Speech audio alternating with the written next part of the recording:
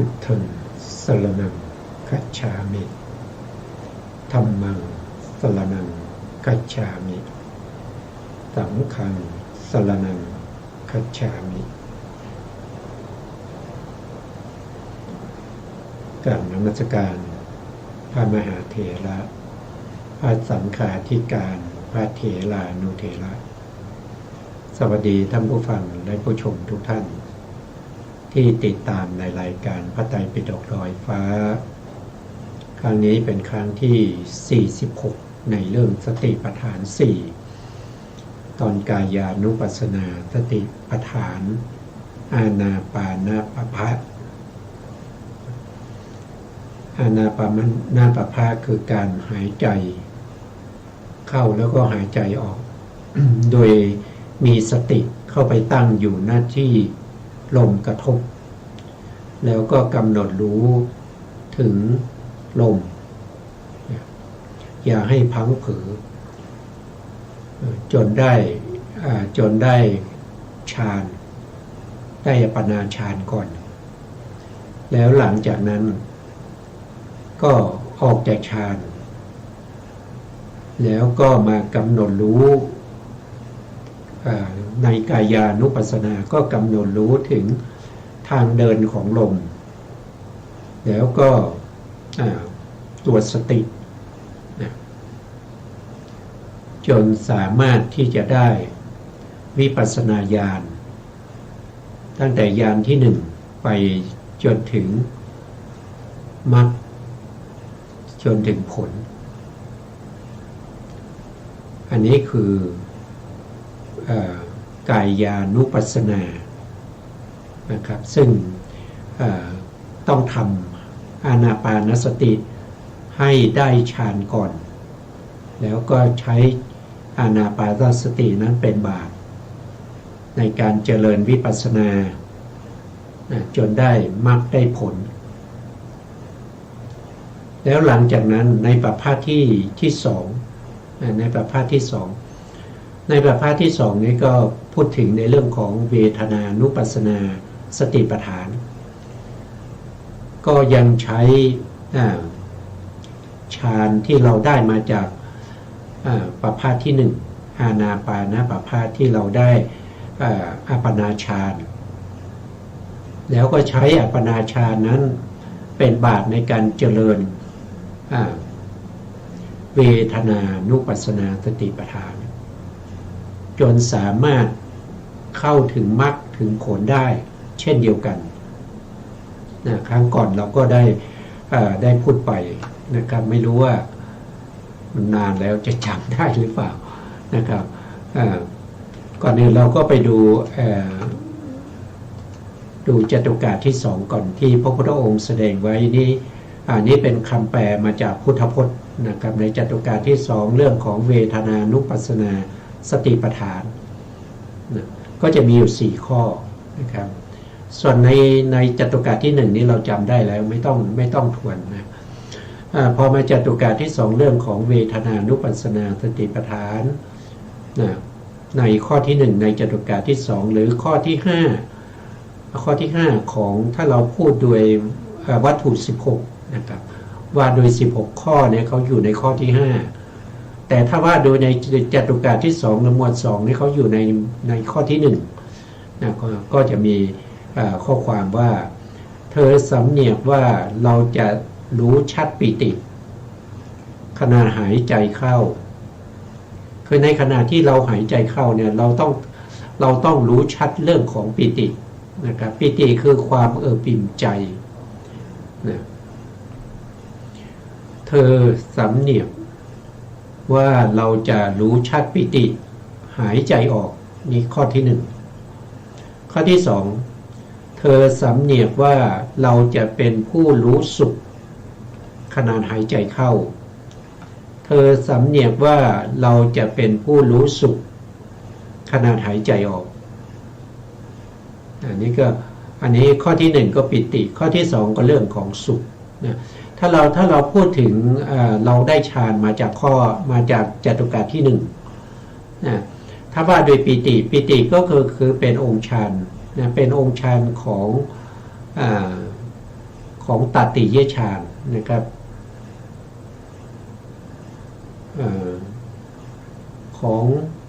ของตติยฌาน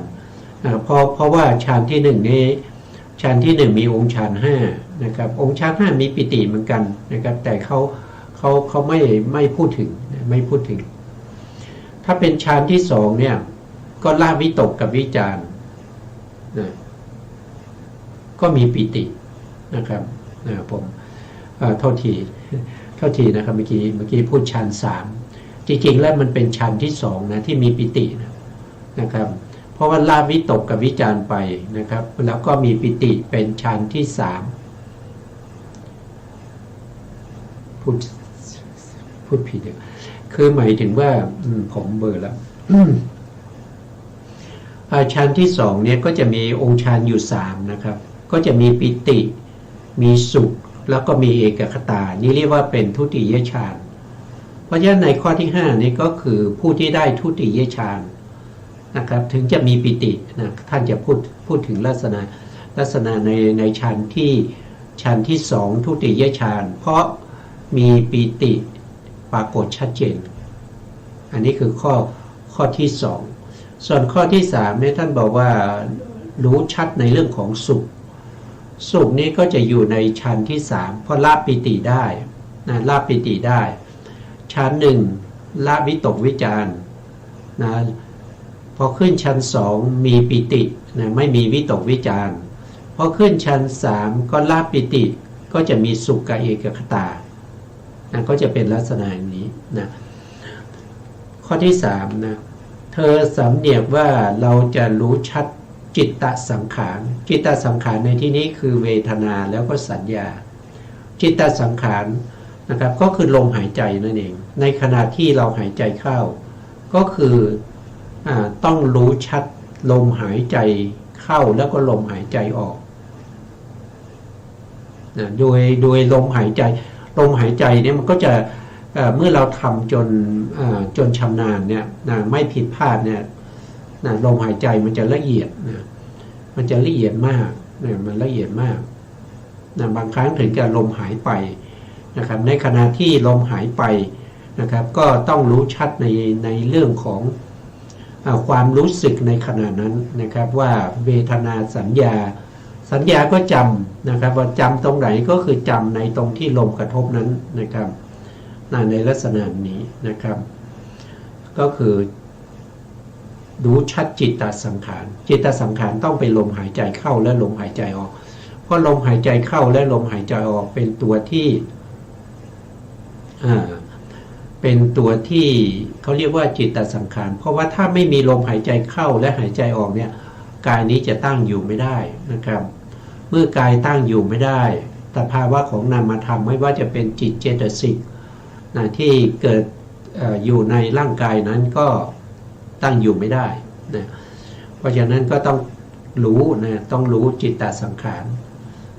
ในขณะที่เราหายใจเข้าเธอย่อมสำเนียกว่าเราจะรู้ชัดจิตตสังขารในขณะที่หายใจออกก็คือรู้ชัดทั้งหายใจเข้าแล้วก็หายใจออกนะครับส่วนข้อที่4นะเธอสำเนียกว่าเราจะผ่อนจิตตสังขารอันนี้ก็คือ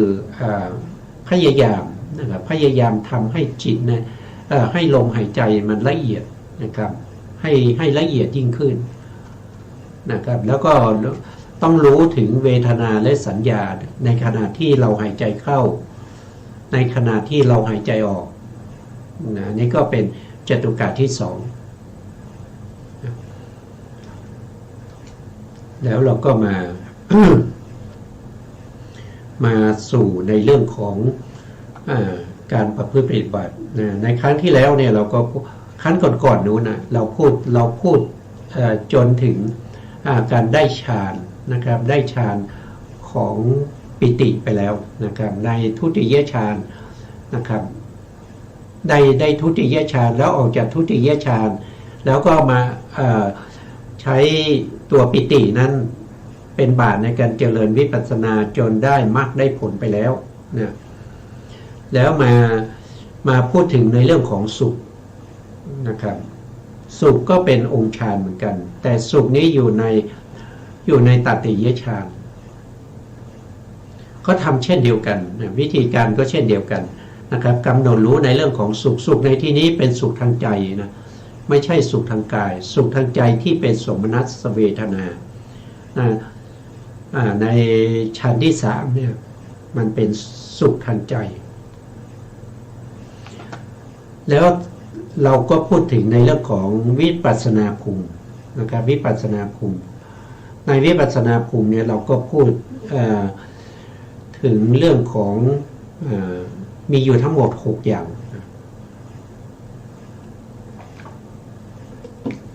วิปัสสนาภูมิมีอยู่6อย่างก็คือขันธ์5อันนี้เรารู้แล้วอายตนะเราก็รู้แล้วเพราะเราศึกษากันไปแล้วแล้วก็ธาตุ18อินทรีย์22สัจจะ4แล้วก็6ก็คือปฏิจจสมุปบาทครั้งก่อนเราก็พูดไปปฏิจจสมุปบาทมีองค์12มีทั้งอนุโลมแล้วก็ปฏิโลมอนุโลมก็คือธรรมที่เป็นปัจจัยนะครับสืบต่อกันไปเรื่อยๆเรียงลำดับไปอวิชชาเป็นปัจจัยจึงมีสังขารเป็นปัจจัยจึงมีวิญญาณเป็นปัจจัยจึงมีนามรูปอย่างเงี้ยแล้วมันก็เรียงไปเรื่อยๆจนถึงชาติเป็นปัจจัยจึงมีชรามรณะโสกปริเทวทุกขโทมนัสอันนั้นเรียกว่าเป็นอนุโลมแต่ถ้าเป็นปฏิโลมปฏิโลมก็จะเป็นการทวนกลับนะครับทวนกลับมาเช่น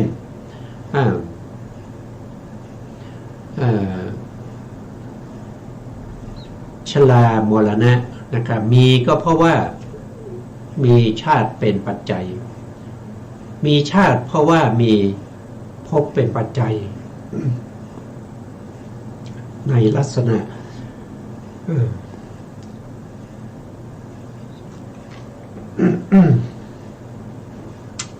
ในลักษณะอย่างนี้ก็ทวนกลับไป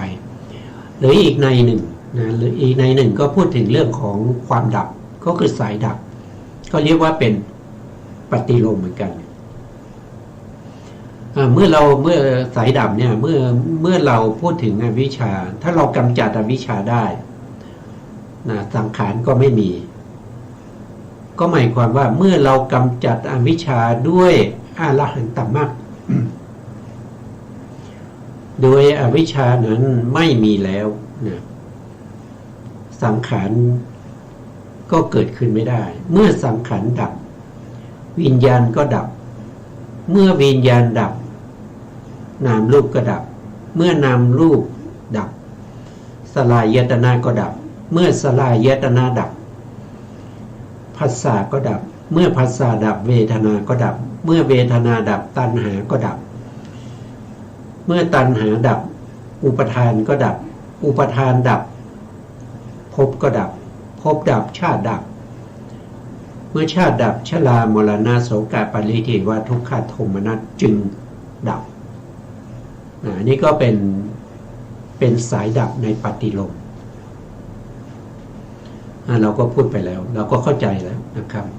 วันนี้เราก็มาต่อจากครั้งก่อนๆนู้นนะครับที่พูดถึงเรื่องของสุขค้างอยู่นะครับพูดถึงเรื่องของสุขค้างอยู่นะสุขในบทว่าสุขขังนะนี้มี2อย่างก็คือสุขทางกายหนึ่งสุขทางกายนี่เป็นกายวิญญาณกายวิญญาณจิตเนี่ยเป็นสุขทางกายคือกายวิญญาณจิตในเขาอาศัยกายเกิดขึ้นอาศัยร่างกายที่ประสบกับสิ่งที่เป็นโผฏฐัพพารมณ์ที่เราชอบนะที่เราชอบใจนะครับบางคนอาจจะชอบโผฏฐัพพารมณ์ที่ละเอียด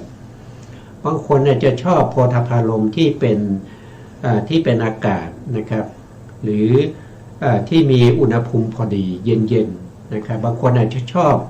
อุ่นหน่อยบางคนอาจจะชอบร้อนนิดๆเนี่ยมันไม่เหมือนกันนะมันไม่เหมือนกันแต่ละท่านแต่ละคนไม่เหมือนกันบางคนอาจจะชอบถ้าเป็นปัทวีก็ชอบนิ่มๆบางคนก็ไม่นิ่มมากนะครับบางคนก็ไม่แข็งมากอย่างเนี้ยระดับของ ความพอใจไม่เหมือนกัน เมื่อได้อารมณ์โพธพารมณ์ที่ตัวเองชอบก็จะรู้สึกเกิดความสุขนะความสุขนั้นเกิดจากกายวิญญาณจิตที่มีเจตสิกที่เป็นเวทนาสวยอารมณ์ที่เป็นสุขเกิดขึ้นนะเพราะฉะนั้นกายวิญญาณเนี่ยมันเป็นจิตที่เป็นทวิปัญจวิญญาณจิต10ตรงนี้เนี่ยถ้าเราก็ไม่สามารถที่จะเข้าถึงอุปจารสมาธิได้นะไม่สามารถเข้าถึงอุปจารสมาธิได้เป็นได้แค่คณิกะสมาธิเพราะฉะนั้นเราก็ไม่ได้มุ่งหมายเอาสุขทางกายแต่เรามุ่งหมายเอาสุขทางใจสุขทางใจนี้เป็นสมนัสเวทนาเกิดขึ้นในฌานที่3ก็คือตัวองค์ฌานนั่นเองนะครับองค์ฌานก็จะเหลือ2ในฌานที่3ตติยฌานก็จะมีสุขกับเอกคตานะครับเอกคตานี้เป็นสภาวะธรรมที่มันละเอียดนะละเอียดเห็นได้ยากนะแต่ตัวสุขนี้เป็นสภาวะธรรมที่เห็นได้ง่ายนะเพราะฉะนั้นเราก็จะใช้ตัวสุขนี้เป็นบาตรในการเจริญวิปัสสนาเมื่อเราเอาจากฌาน3ออกจากฌาน3วิถีจิตที่เป็นฌานจิตใช่ไหมครับออกปุ๊บก็ลงสู่ภวังค์พอลงสู่ภวังค์แล้วก็วิถีใหม่ก็เกิดขึ้นในวิถีใหม่นี้ก็จะเรียกว่าเป็นปัจเจเวคขณวิถี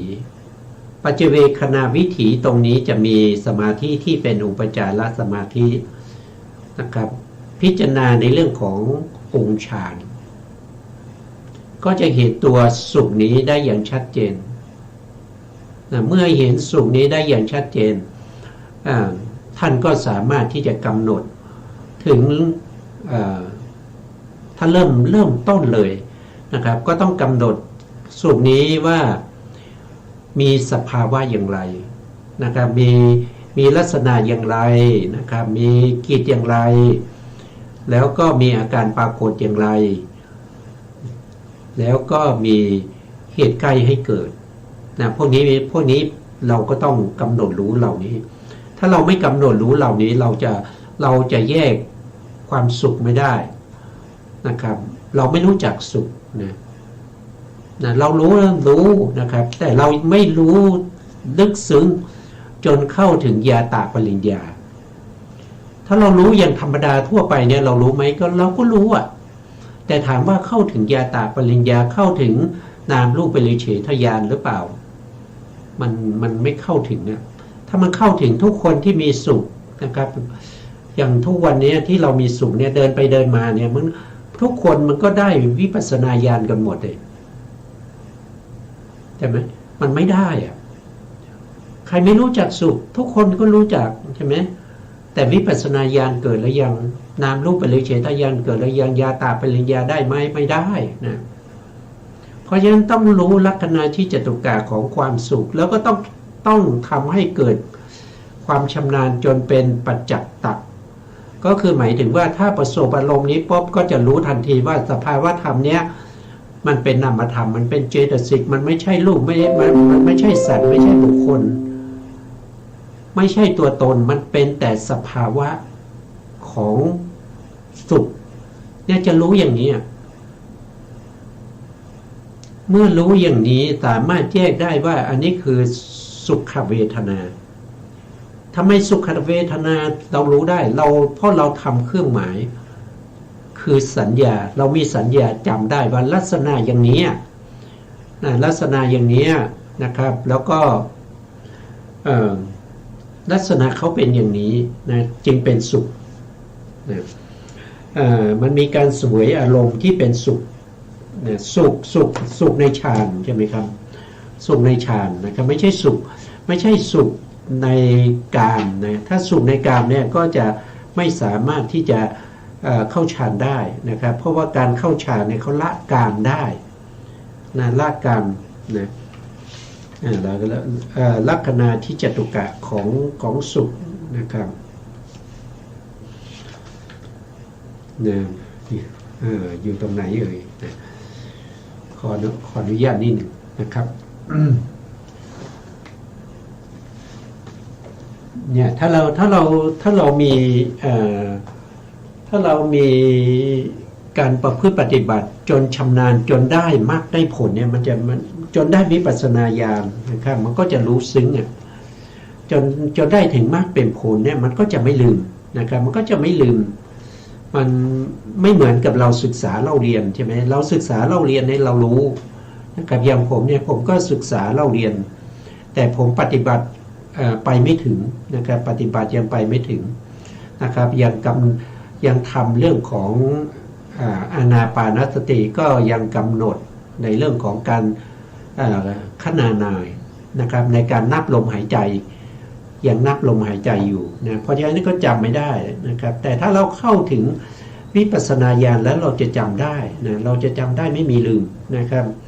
นะเพราะฉะนั้นก็ต้องใช้ตำราเนี่ยเป็นอะไรเป็นตัวดำเนินไปเป็นตัวที่นำทางเราไปนะครับท่านบอกว่าสมนัสเวทนาก็คือการเสวยอารมณ์ที่ดีนะเสวยอารมณ์ที่ดีในขณะที่เราได้ตติยฌานเนี่ยอารมณ์ของเราเป็นอะไรอารมณ์ของเราเป็นปฏิภาคนิมิตนะปฏิภาคนิมิตที่ใสที่เรากำลังกำหนดรู้นะครับเป็นแก้วมณีนะครับเป็นหมอกเป็นควนนะครับเป็นสร้อยสังวาลนะเป็นไม้ค้ำนะครับเป็นล้อนะครับแล้วแต่ละท่านนะแต่ละท่านไม่ใช่มีหลายอย่างนะก็มีอย่างเดียวนะครับในขณะนั้นก็กำหนดรู้ปฏิภาคนิมิตที่มันไม่ใช่ธรรมดามันสดใสมากนะครับนะอารมณ์นั้นดีนะในขณะนั้นอารมณ์นั้นดีในขณะที่สวยอารมณ์นั้นก็เป็นสุขนะครับสุขทางใจนะมีการส่องเสพอารมณ์ที่ดีเป็นกิจนะกิจของเขาคือส่องเสพอารมณ์ที่ดีเป็นกิจมีการสำราญใจนะมีการสำราญใจเป็นอาการปรากฏนะครับใจก็เบิกบานไงสำราญไงนั้นเป็นอาการปรากฏนะแล้วก็มีความสงบนะมีความสงบเป็นเหตุใกล้สงบระดับถึงฌานสงบระดับถึงว่าละวิตกวิจารได้ละปิติได้นะสงบถึงขนาดนั้นถึงฌานที่สามอันนั้นเป็นเหตุใกล้ให้เกิดสุขหนีขึ้นมานะนี่ก็คือลัคนาที่จตุกะของสุขนะเมื่อเราชำนาญนะครับเราประสบปุ๊บเราจะรู้ทันทีเลยนะเราจะรู้ทันทีเลยไม่ใช่รู้สมมุติบัญญัตินะไม่ใช่รู้ว่าสุขมันก็เป็นสุขอย่างนี้แต่ไม่เคยสุขอย่างนี้เลยใช่ไหมเขาบอกว่าสุขเนี่ยเราก็สุขใช่ไหมแต่เราไม่เคยได้ฌานเนี่ยเราก็ไม่รู้ว่าสุขในฌานเนี่ยสุขในตติยฌานมันเป็นยังไงนะเราไม่รู้แต่เรารู้จากบัญญัติเรารู้จากการศึกษาเราเรียนได้ยินได้ฟังได้ยินคนนั้นพูดคนนี้พูดเราก็รู้ได้ไม่ใช่ไม่รู้แต่ถามว่ามันเหมือนกับสุขในฌานที่เราได้เองหรือเปล่ามันไม่เหมือนกันนะครับมันไม่เหมือนกันนะครับเพราะฉะนั้นเนี่ยเราจะปฏิบัติแบบนี้เนี่ยเราต้องได้ฌานสามก่อนเมื่อเราออกจากฌานนะครับเราอยู่ในปัจเจเวคขณะวิถีในการพิจารณาองค์ฌานแล้วก็พิจารณาอยู่เนืองๆบ่อยๆถ้าสมมติว่าฌานปัจเจเวคขณะวิถีนั้นมันจืดจางไปเนื่องจากว่าสมาธินะสมาธิที่เป็นอุปจารสมาธิเนี่ยมันออกมานานมันก็หายไปใช่ไหมมันก็จะเป็นคณิกะสมาธิเพราะฉะนั้นเราก็ต้องเข้าฌานสามใหม่แล้วก็ออกมาใหม่แล้วก็พิจารณาอย่างนี้เข้าออกอยู่อย่างนี้ นะจนในที่สุดเนี่ยเราเห็นความสุขเนี่ยมันเป็นนามธรรมนะมันเป็นนามธรรมนะที่อาศัยเกิดอยู่กับจิตนะมีเจตสิกต่างๆรวมกันอยู่เป็นสัมปยุตธรรมนะนั่นก็เป็นนามธรรมเราก็ได้นามแล้วเราก็ดูต่อไปว่าสัมปยุตธรรมที่มีสุขนี้เป็นประธานเนี่ยเกิดจากอะไรนะครับก็สืบหาค้นหาไปเรื่อยๆจนในที่สุดก็รู้ว่าสัมปยุตธรรมที่มีสุขเป็นประธานเนี่ยสุขเวทนาเป็นประธานเนี่ยเกิดมาจากหัตถยวัตถุหัตถยวัตถุนะครับซึ่งเป็นที่อาศัยเกิดของจิตและเจตสิกทั้งหลายหัตถยวัตถุนี้เป็นกรรมชรูปนะครับมีรูปประกอบกันอยู่10 รูปนะก็จะมีอวินิพพครูป8นะเป็นรูปที่แยกจากกันไม่ได้ก็นี่มีมหาพุทธรูป4แล้วก็มีวันนะแล้วก็มี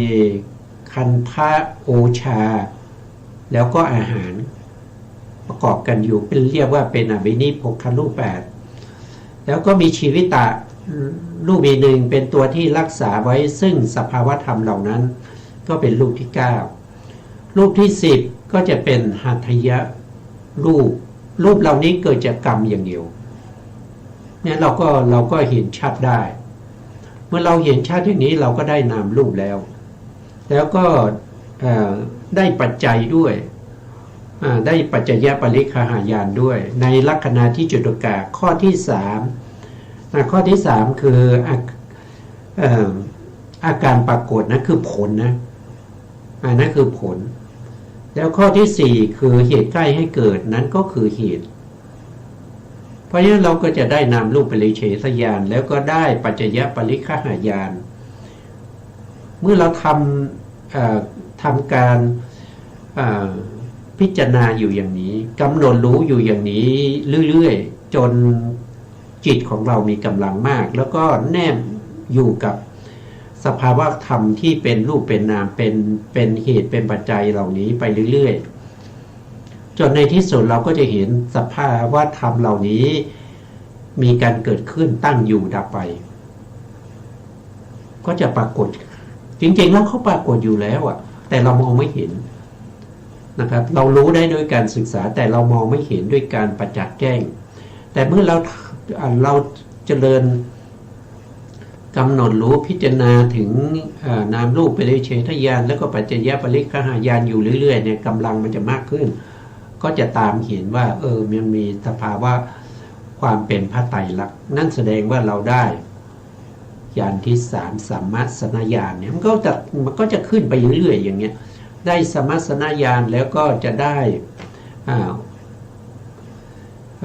อุทยพยญาณนะอุทยพยญาณนะแล้วก็จะได้พังคญาณนะพังคญาณแล้วก็ได้พยญาณได้อทีนวญาณ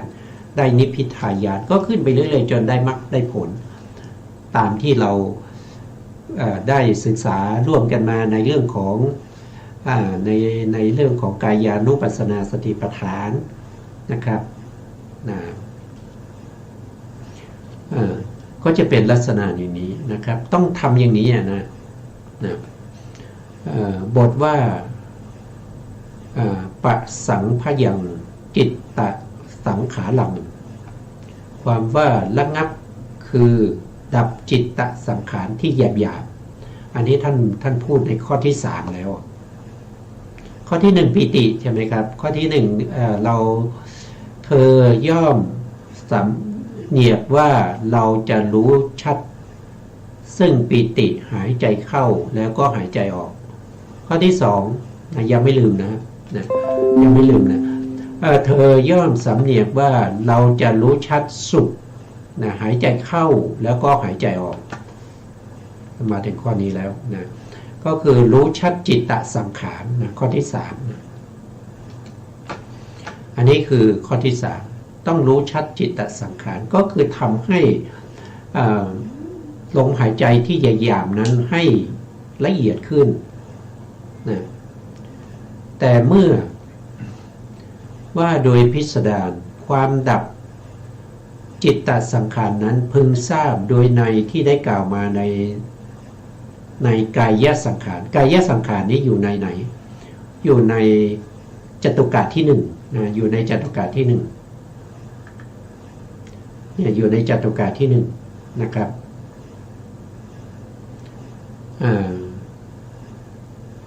คือจตุกะที่หนึ่งในข้อที่สี่นะครับตรงนี้ท่า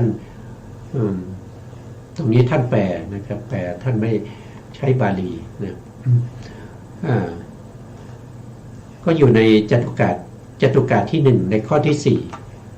นะจิตตสังขารนะครับ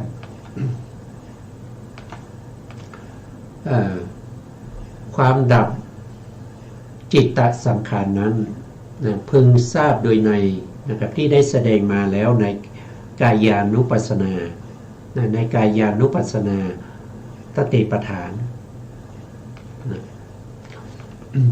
อันหนึ่งในบทเหล่านั้นบทว่าปิตินะท่านกล่าวถึงเวทนาโดยยกเวทนาขึ้นเป็นประธานนะในเวทนาในสัมปยุตธรรมที่พูดไปเมื่อกี้นะเกิดร่วมกับตัวจิตแล้วก็เจตสิกอื่นๆนะครับโดยยกปิตินี่เป็นประธานในบทว่าสุขท่านกล่าวเวทนาโดยสรุปนั่นเองนะครับก็คือตัวเวทนานั่นเองนะครับในบทว่าจิตตสังขารคำนี้ก็จะมีทั้งสองบทพึงทราบว่าท่านกล่าวโดยเวทนาที่สัมปยุทธ์ด้วยสัญญานะก็คือข้อที่สามนั่นเองนะครับข้อที่สามเนี่ยข้อที่สามเนี่ยเวทนากับสัญญาเนี่ยเขาเกิดร่วมกันจิตตสังขารเมื่อก็ทำเช่นเดียวกันนะครับก็คือเรากำหนดได้แล้วนะเราจับลมได้แล้วว่าจิตตสังขารคือความสงบของลมทำให้ลมหยาบๆนี้หายไปนะครับแล้วก็เราก็ใช้ความรู้สึกอย่างนั้นนะครับในการกำหนดเรื่องของนามรูปปริเฉทญาณนะครับก็คือตัวเวทนากับสัญญาก็เป็นนามธรรมอย่างเงี้ยนะครับก็ตามรู้ตามเห็นนะครับถ้าพูดถึงลมหายใจเนี่ยก็ตามรู้เห็นถึงว่าที่ทำให้เกิดลมหายใจได้ก็ต้องอาศัยทางเดินของลมนะครับอย่างที่เราศึกษามาในจตุกะที่หนึ่งนะครับทางเดินของลมก็เป็นรูปนะแล้วก็ปิติเวทนากับสัญญานั้นเป็นนามเราก็ได้นามรูปปริเฉทญาณถ้าได้นามรูปปริเฉ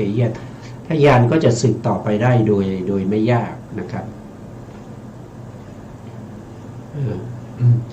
เพราะภาพบาลีนะสัญญาและเวทนาเป็นเจตสิกธรรมเหล่านั้นนำเนื่องกับจิตก็คือประกอบกับจิตนั่นเองนะครับสัมปยุตธรรมอยู่กับจิตจัดเป็นจิตตสังขารนะจัดเป็นจิตตสังขารอันนี้เราก็ผ่านไปได้นะครับ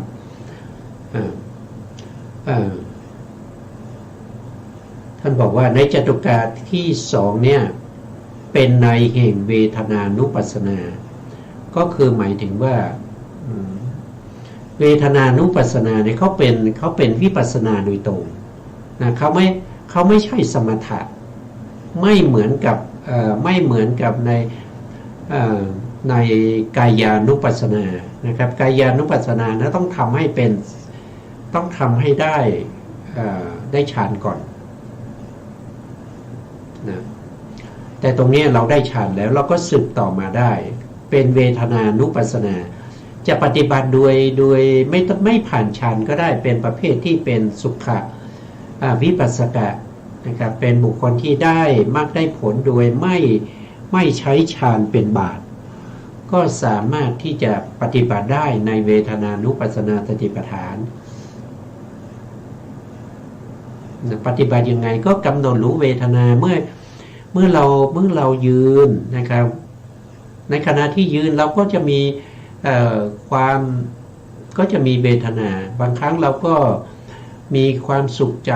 นะครับบางครั้งก็มีความทุกข์ก็คือยืนนานๆเนี่ยมันก็จะเป็นทุกข์อย่างเงี้ยบางครั้งก็เฉยๆอย่างก็กำหนดรู้ในเวทนานะครับเวทนาที่อาศัยกายเกิดเหล่านั้นเราเรียกว่าเวทนาที่มีอมิตรนะเวทนาที่มีอมิตรแต่ถ้าเป็นเวทนาที่เกิดจากฌานอย่างเงี้ยนะครับที่เราพูดเนี่ยใช้ฌานเป็นบาตรเวทนาเหล่านั้นเขาเรียกว่าเวทนาที่ไม่มีอมิตรนะไม่มีอมิตรนะเวทนาที่มีอมิตรก็มี3นะครับมีทั้งสุขเวทนาทุกขเวทนาแล้วก็อุเบกขาเวทนาแล้วก็เวทนาที่ไม่มีอมิตรก็คือเวทนาที่ในที่ในฌานมีทั้งสุขเวทนาทุกขเวทนาแล้วก็อุเบกขาเวทนาถ้าเป็นฌาน5ก็เป็นอุเบกขาเวทนานะครับหรือฌาน4นะครับที่มีองค์ฌาน2ก็คือเอกคตาอุเบกขากับเอกคตาอันนั้นก็เป็นอุเบกขานะครับบางคนเนี่ยสงสัยว่าแล้วทำไมในฌานมีโทมนัสด้วยหรือมีทุกข์ด้วยเลยบอกว่าในขณะที่เราอยู่ในฌานนั้นมันไม่มีทุกข์นะครับมันไม่มีทุกข์แต่ว่าหลังจากเราออกจากฌานแล้วเราไม่ได้เข้าฌานบ่อยๆเนี่ยฌานมันก็เสื่อมใช่ไหมพอฌานเสื่อมเนี่ยเราจะเข้าฌานมันเข้าไม่ได้มันเข้าไม่ได้พอเข้าไม่ได้มันเป็นทุกข์เนี่ยทุกข์ตัวนี้เขาเรียกว่าเป็นทุกข์ที่ไม่มีอมิตรเพราะว่าเขาไม่ได้อาศัยอารมณ์ที่เป็นกามแล้วเกิดขึ้นเขาอาศัยอารมณ์อะไรเขาอาศัยอารมณ์ที่เป็นฌานที่เขาเคยได้แล้วเข้าไม่ได้เขาเข้าไม่ได้อารมณ์เขาเป็นฌานที่เคยมีเขาเคยได้ฌานแล้วเขาเคยมีฌานแล้วแต่ตอนนี้เขาเข้าฌานไม่ได้พอเข้าฌานไม่ได้เนี่ยมันก็เป็นทุกข์นะความทุกข์อย่างนี้แหละเราเรียกว่าเป็นทุกข์ที่ไม่อาศัยอมิตรเนี่ยก็สามารถที่จะเจริญอานาปานสติได้โดยอาศัยฌานก็ได้ไม่อาศัยฌานก็ได้นะแต่ไม่จำเป็นไม่เหมือนกับอานาปานสติในปภาสที่เป็นอานาปานสติในกายานุปัสสนานะในกายานุปัสสนาที่เป็นอานาปานปภาสนั้นจะต้องทำฌานก่อนนะจะต้องทำฌานก่อนแล้วก็ใช้ฌานเป็นบาตรอย่างเดียวนะครับท่านบอกไว้อย่างนั้นนะไม่ใช่ว่าอานาปานสตินี้เป็นอารมณ์ที่ไม่ได้ฌานก็สามารถได้มรรคได้ผลได้ไม่ได้นะถ้าเป็นอานาปานสติในกายานุปัสสนาสติปัฏฐานนั้นต้องทำฌานก่อนนะท่านได้บุไว้อย่างนี้นะครับว่ามันเป็นเรื่องของฌานนะแต่ถ้ามาเป็นเวทนานุปัสสนาเนี่ยทำได้ทั้ง2 อย่างนะใช้ฌานเป็นบาตรก็ได้นะครับถ้าใช้ฌานเป็นบาตรเนี่ยก็ไม่ได้เกี่ยวกับเวทนาเนี่ยเริ่มต้นมาไม่เกี่ยวกับเวทนาจะมาเกี่ยวกับเวทนาก็ตอนที่มีองค์ฌานนะตอนที่เป็นองค์ฌานใช่ไหมครับนะเพราะฉะนั้นเวทนานุปัสสนานี้ก็จัดว่าเป็นวิปัสสนาโดยตรงนะครับไม่ใช่สมถะนะไม่ใช่สมถะนะต่อไปก็จะขึ้นในเรื่องของจตุกะที่3นะจตุกะที่3ก่อนที่เราจะขึ้นจตุกะที่3เราก็ไปดูพุทธพจน์ก่อนนะครับพุทธพจน์ที่แปลมานะอันนี้แปลมานะครับไม่ใช่ถ้าเป็นพุทธพจน์เนี่ยมันต้องเป็นบาลีนะแต่นี่เป็นคำแปลนะครับในหมวดที่3เพราะว่าคำแปลในคำแปลจากบาลีเนี่ยมันมีหลายสำนวนนะมันมีหลายสำนวนในกอแปลก็ไปอย่างในขอแปลก็ไปอย่างแต่ทั้งหมดใครแปลก็ตามนะ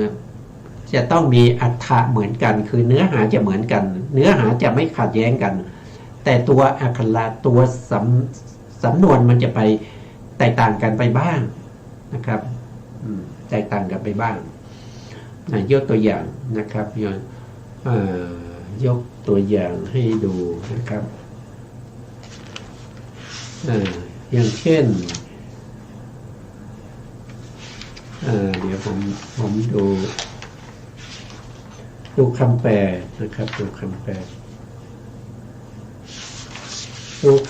พุทธพจน์นะพุทธพจน์นี่เป็นบาลีจะเหมือนกันหมดนะไม่จะไปอยู่ที่ไหนบาลีจะต้องเหมือนกันหมดเลยนะครับไม่แตกต่างกันนะอันนี้เป็นคำแปลของท่านอาจารย์สมรักนะครับสมรักวัดท่ามะโอนะเล่มนี้เราก็ไปดูจะอยู่ในหน้าที่491นั่นนะป่านะครับในจตุการที่2นะในจตุการที่2เราก็มาดูในจตุการที่2นะเนี่ยตรงนี้คำขึ้นต้นก็ไม่เหมือนกันแล้วนะอันนี้ของ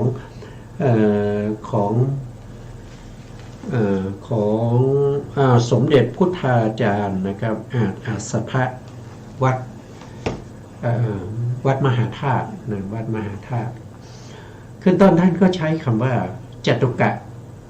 ที่2นะครับแต่ถ้าเป็นของพระอาจารย์สมรักเนี่ยท่านใช้หมวดที่2นะครับหมวดที่2อย่างเงี้ยก็จะไม่เหมือนกันละนะครับเราจะไปในหมวดที่3นะเรามาดูในหมวดที่3ว่ามันสำนวนการแปลมันก็จะแตกต่างกันนะครับในจตุกะที่3อันนี้ของสมเด็จนะ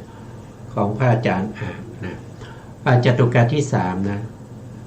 สำเนียกว่าเราจะเป็นผู้กำหนดรู้ลมหายใจออกสำเนียกว่าเราจะเป็นผู้กำหนดรู้ลมหายใจเข้า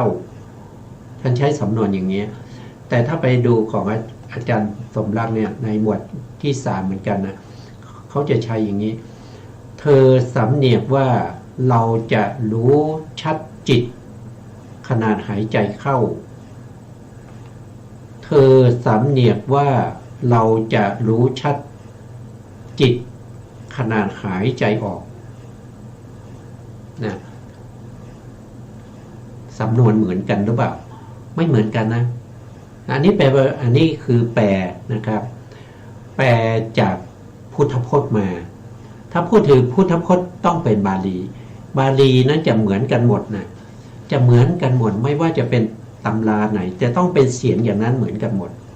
ไม่แตกต่างทั้งอักขระทั้งสำเนียงสัทธะเหมือนกันหมดแต่ถ้าเป็นตัวแปรเนี่ยก็ขึ้นอยู่กับผู้แปลนะครับว่ามีความเชี่ยวชาญมากน้อยแค่ไหนแล้วก็อันนี้ศัพท์นี้จะแปลว่ายังไงนะครับเพราะบาลีศัพท์หนึ่งอาจจะมีความหมายมากมายเพราะฉะนั้นก็แปลไม่สำนวนไม่เหมือนกันแต่ถ้าถามว่าเนื้อหาเหมือนกันไหมเนื้อหาทั้งหมดเนี่ยไปในทางเดียวกันไหมก็บอกว่าไปทางเดียวกันนะไม่แตกต่างกันนะครับเนื้อหาไม่แตกต่างกันนะ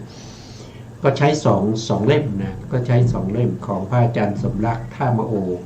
กับของพระอาจารย์อาสภะนะครับสมเด็จพุทธาจารย์นะครับ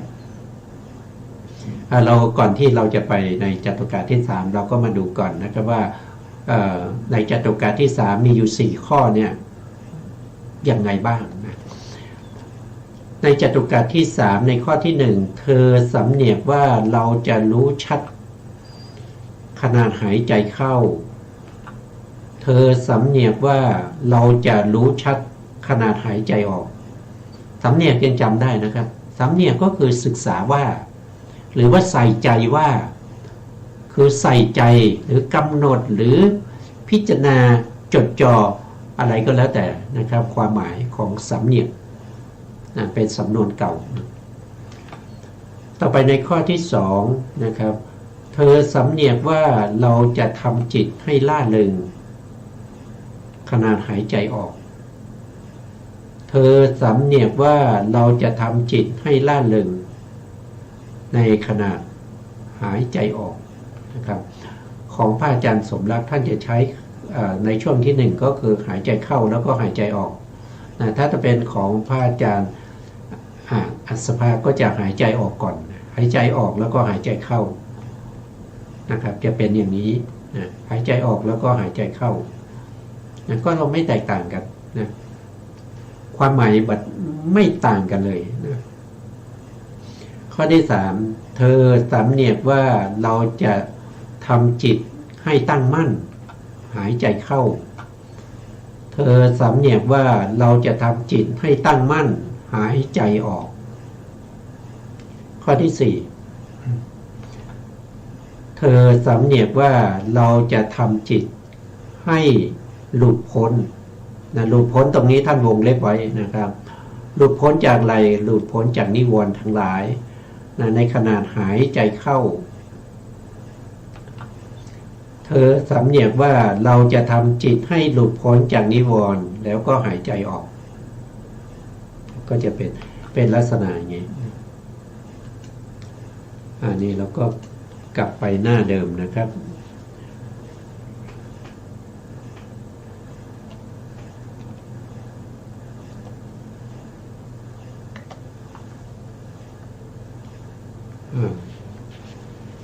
โทษทีหน้า500เนี่ย521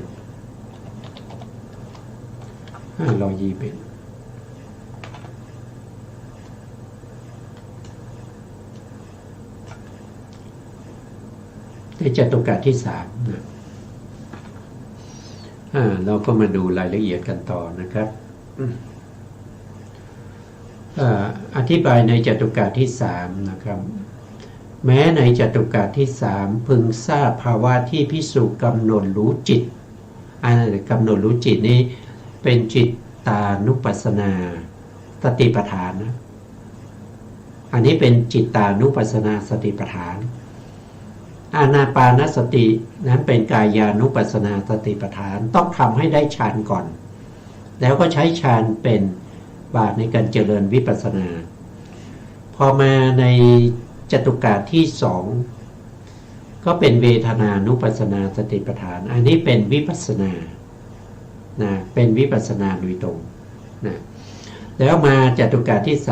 3ก็เป็นวิปัสสนาโดยตรงเหมือนกันนะครับไม่จำเป็นต้องไปทำฌานก่อนด้วยอำนาจฌาน4อันนี้ท่านพูดถึงว่าบุคคลนี้คือในสมัยพุทธกาลเนี่ยนะครับในสมัยพุทธกาลเนี่ยภิกษุทั้งหลายเนี่ยท่านจะเป็นประเภทที่เป็นเขาเรียกว่าเจโตวิมุตตินะเจโตวิมุตติเนี่ยคือผู้ที่ไปทำฌานมาก่อนแล้วก็ใช้ฌานในการเป็นบาตรในการเจริญวิปัสสนาเพราะฉะนั้นบุคคลเหล่านั้นก็จะมีวิโมกข์8นะได้วิโมกข์8ได้อภิญญา6ได้ปฏิสัมภิทา4เขาจะได้อย่างเนี้ยนะไม่เหมือนกับบุคคลปัจจุบันนี้ส่วนมากก็จะเจริญวิปัสสนาโดยตรงนะครับเป็นสุขวิปัสสกะเขาเรียกว่าเป็นปัญญาวิมุตตินะเป็นปัญญาวิมุตตินะเป็นผู้ที่ทำวิปัสสนาโดยตรงนะครับเจริญวิปัสสนาโดยตรงเพราะฉะนั้นตรงนี้ท่านก็พูดถึงบุคคลที่ใช้ฌานเป็นบาตรในการเจริญวิปัสสนาแต่ถามว่าไม่ต้องใช้ฌานเป็นบาตรได้ไหมในจิตตานุปัสสนาสติปัฏฐานก็บอกว่าได้นะครับเพราะจิตตานุปัสสนาสติปัฏฐานนั้นเขาเป็นวิปัสสนาโดยตรงอยู่แล้วนะเขาเป็นวิปัสสนาโดยตรงอยู่แล้วนะแต่ตรงนี้เนี่ยท่านยกตัวอย่างเริ่มต้นมาตั้งแต่หัวข้อที่เราเริ่มต้นก็คืออานาปานสติเพราะฉะนั้นเขาก็จะใช้อานาปานสตินั้นเป็นบาตรในการเจริญวิปัสสนาตั้งแต่ในจตุกะที่1กายานุปัสสนาสติปัฏฐานจตุกะที่2เวทนานุปัสสนาสติปัฏฐานจตุกะที่3จิตตานุปัสสนาสติปัฏฐาน นะเพราะหัวข้อเขาตั้งมาตั้งแต่แรกตั้งอานาปานสติไว้นะครับเพราะฉะนั้นก็ใช้อานาปานสติที่เป็นปฐมฌานทุติยฌานตติยฌานจตุตฌานนั้นเป็นบาตรในการเจริญเวทนานุปัสสนาสติปัฏฐานจิตตานุปัสสนาสติปัฏฐานธรรมานุปัสสนาสติปัฏฐานแต่ถามว่าไม่ใช้ได้ไหมก็ตอบว่าได้นะครับก็ตอบว่าได้ใน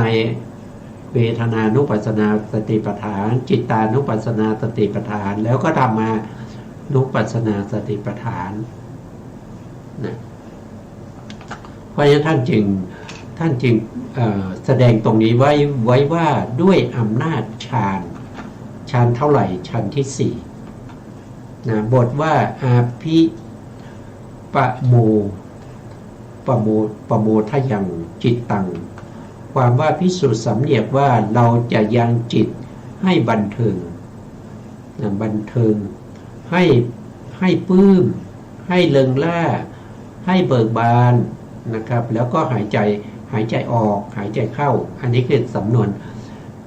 ถ้าเป็นที่อื่นก็จะเป็นหายใจเข้าแล้วก็หายใจออกนะต่างกันไหมก็ไม่ได้ต่างกันนะเพียงแต่สำนวนที่แปลไม่เหมือนกันเท่านั้นเองแต่เนื้อหาเหมือนเดิมนะในบทเหล่านั้นนะการบันเทิงยิ่งย่อมมีด้วยอาการสองอย่างคือด้วยอำนาจสมาธินะครับคือการบันเทิงยิ่งนะครับบันเทิงด้วยสมาธิก็ได้นะเพราะสมาธิเนี่ยก็จะมีปิตินะใช่ไหมมีปิติกับมีสุขด้วยนะครับในองค์ฌานนะปฐมฌานก็มีองค์ฌาน5เลยมีทั้งวิตกวิจารปิติสุขเอกคตาอย่างทุติยฌานก็มีปิติสุขเอกคตาถ้าเป็นตติยฌานก็มีสุขกับเอกคตาถ้าเป็นจตุตฌานก็เป็นอุเบกขากับเอกคตานะก็เป็นความสุขเป็นความบันเทิงในสมาธิในสมาธิด้วยวิปัสสนาหนึ่งนะครับวิปัสสนาในวิปัสสนาต้องรู้ตรงนี้ก่อนนะครับวิปัสสนาที่จะเกิดขึ้นหลังจากที่เราเข้าฌานแล้วก็ออกจากฌานมาเจริญวิปัสสนาใช่ไหมครับถ้าเราไม่ใช้ฌาน5เป็นเราไม่ใช้จตุตฌานฌาน4ในพระสูตรหรือฌาน5ในอภิธรรมเป็นบาตรเนี่ยนะเป็นบาตรในขณะที่เราเจริญวิปัสสนานั้นนะครับจิตที่เกิดขึ้นในการที่เจริญวิปัสสนาที่มีปัญญาประกอบนั้นจะต้องเป็นมหากุศลญาณสัมปยุตที่มีเวทนาเป็นสมนัตมีเวทนาเป็นสุขนะไม่ใช่ประเภทที่มีเวทนาเป็นอุเบกขา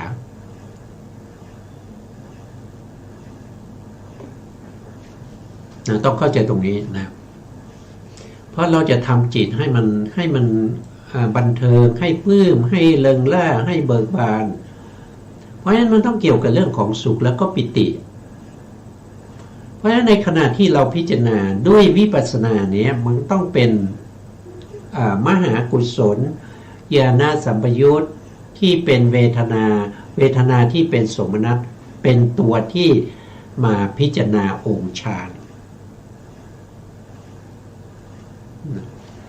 ถามว่าบันเทิงด้วยสมาธิอย่างไรนะ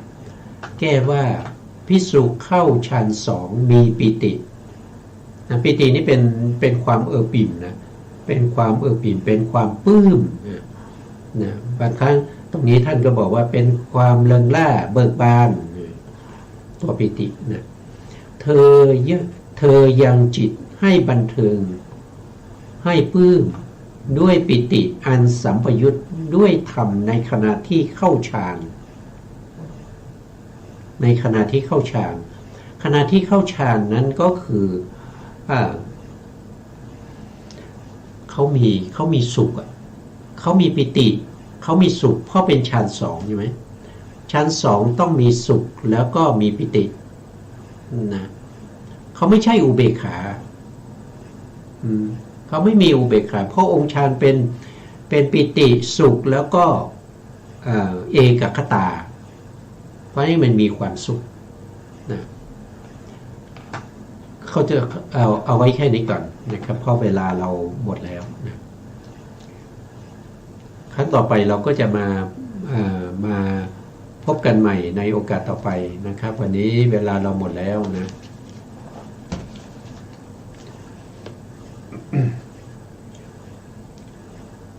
สุดท้ายนี้ขอกราบ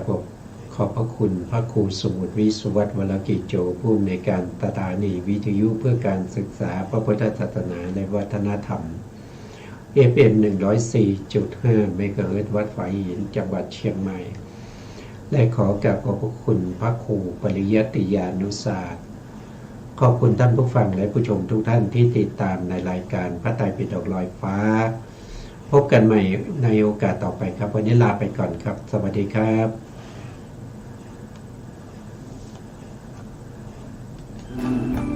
ทุกจิตนั้นหรือทุกครั้งนั้นแม่นาง